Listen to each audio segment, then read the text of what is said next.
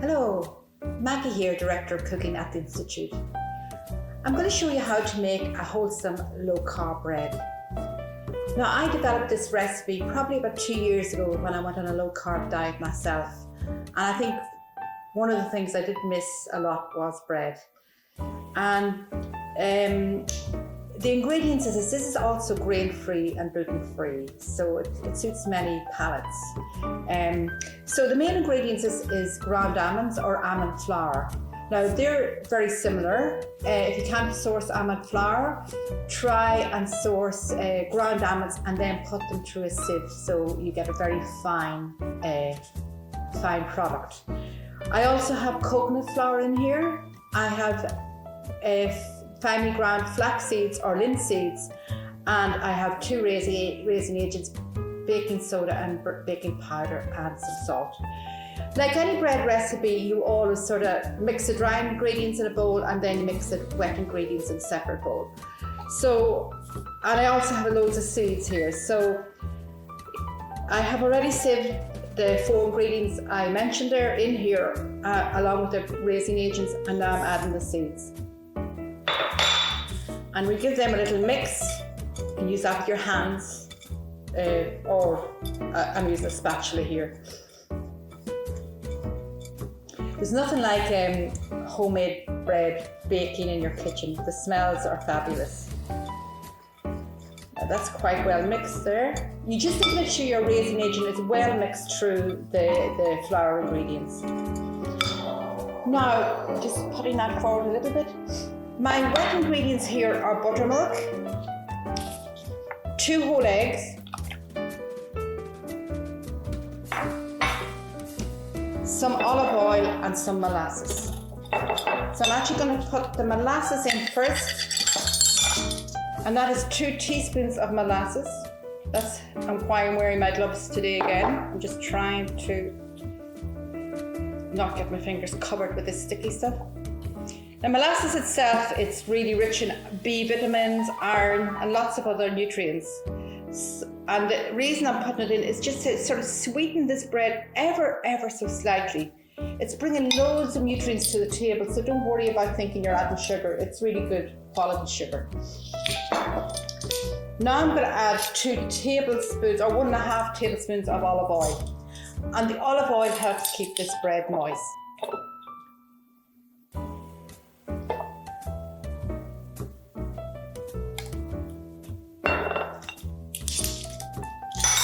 And we mix or whisk all these ingredients together. Now, if you can't handle dairy, you can actually omit the buttermilk. Instead of 2 eggs, add 4 eggs to this mixture, and then add 100 ml of soy milk. And that will produce a lovely, wholesome, low-carb bread as well.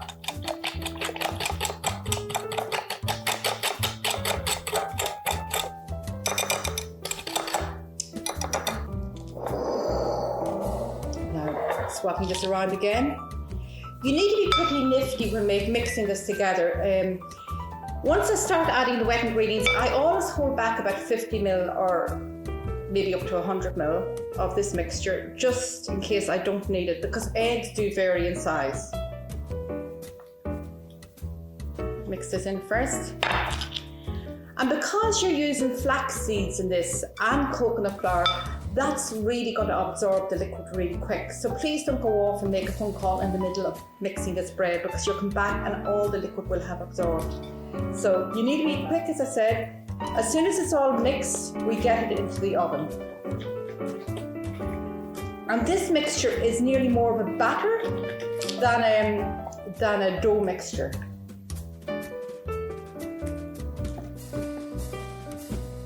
There's a little bit left in the jug. I don't think I'm going to need that.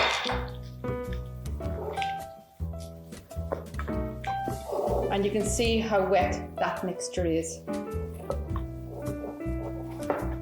Now, if I was even to leave that for 5 minutes, that mixture will have changed an awful lot. It will become, as I said, the liquid will have absorbed more into the grains, or into the flour and nuts mixture. I've lined a little loaf tin here I actually, these are loaf liners, but these were too big for this tin, so I cut them in half and I've sort of shaped it that it will work, hopefully. So I'm putting the mixture, pour it in.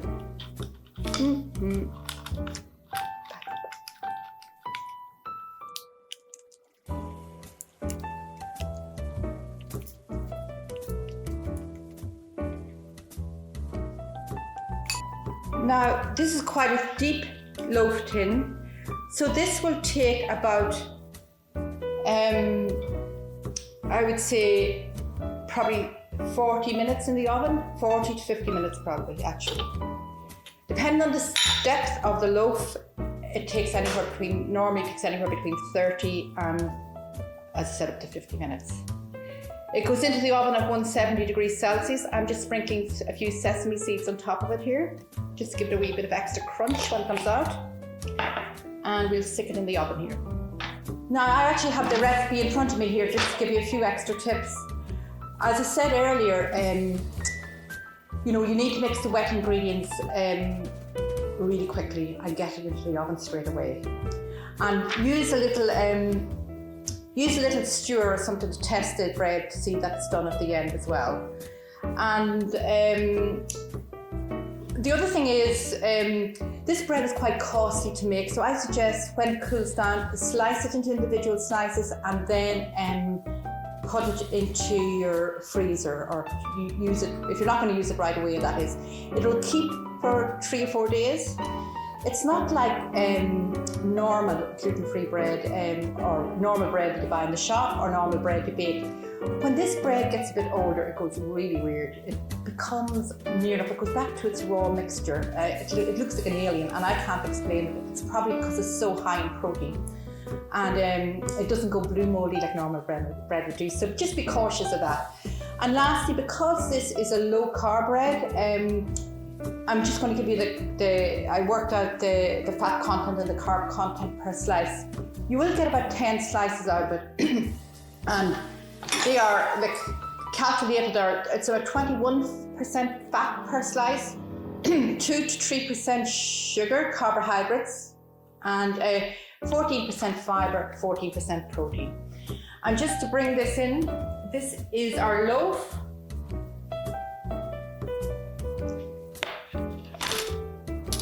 So this is our bread that we made earlier. And you can see it is quite deep.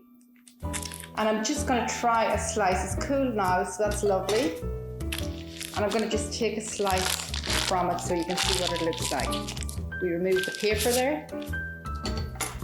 And I'm going to just slice it up.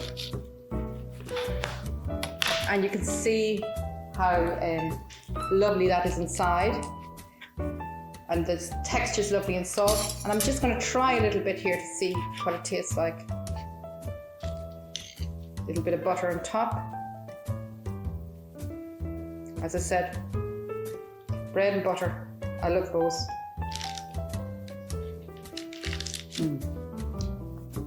It's a really moist bread. It's really lovely. So as I said, that'll keep for a few days, or in your pantry, in a cool pantry or your fridge, and then freeze it if you don't use it.